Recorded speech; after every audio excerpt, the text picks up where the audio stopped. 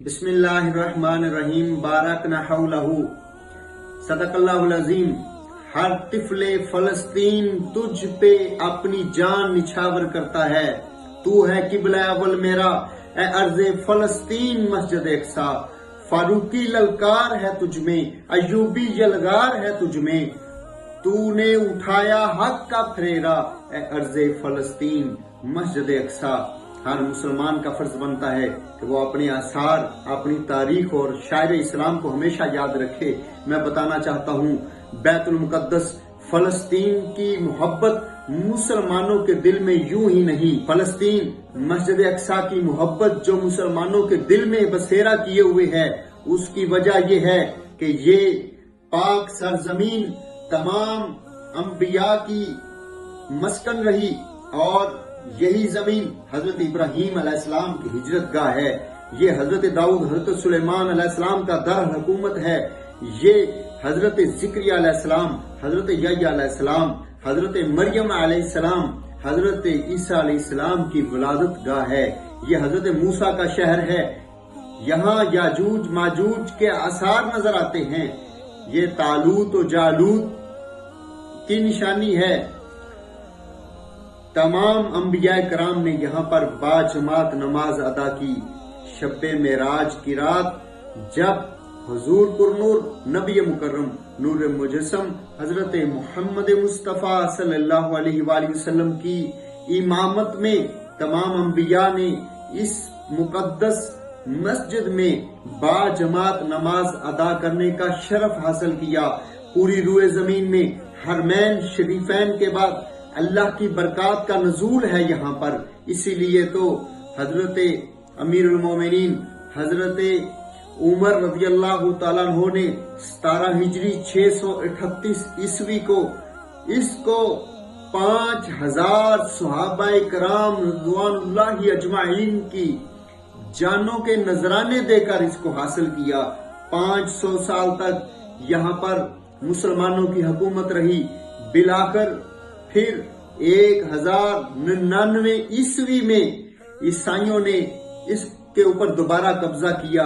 88 سال مسلمانوں کے ساتھ لڑائیاں ہوتی رہیں، ظلم ہوتا رہا۔ پھر سلطان صلاح الدین ایوبی رحمت اللہ علیہ نے 27 رجب 583 ہجری کو 1187 عیسوی میں بروز جمعۃ المبارک کی مقدس رات میں دوبارہ اس فلسطین پر مسلمانوں کو فتح نصیب ہوئی، اور 761 سال تک پھر مسلمانوں کی حکومت، اسلام کا جھنڈا فلسطین میں لہراتا رہا۔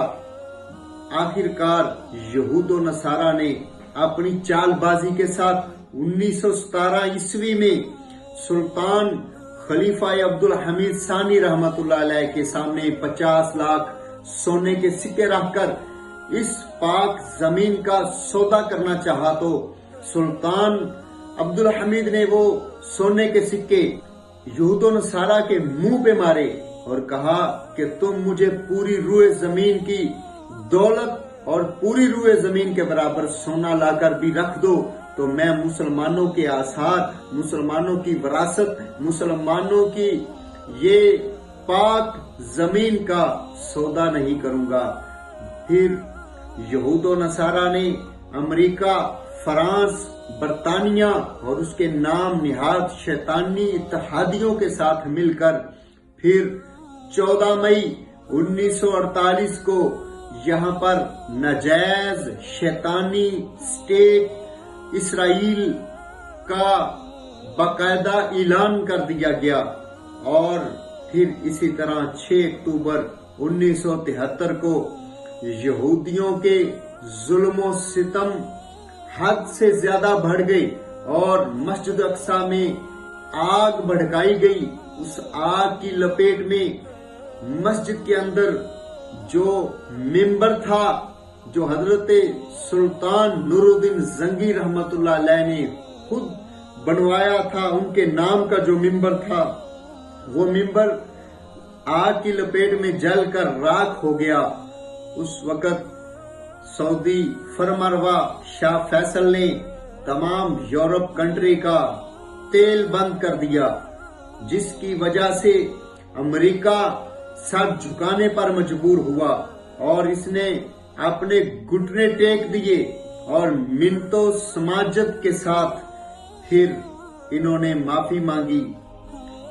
इसीलिए अल्लामा इकबाल ने कहा था कि सिखाती नहीं मोमन को गुलामी के आदाब, मोमन कभी गुलाम नहीं रह सकता। तो अल्लाह से दुआ है अल्लाह ताला फिर मुसलमानों को फतह नसीब फरमाए।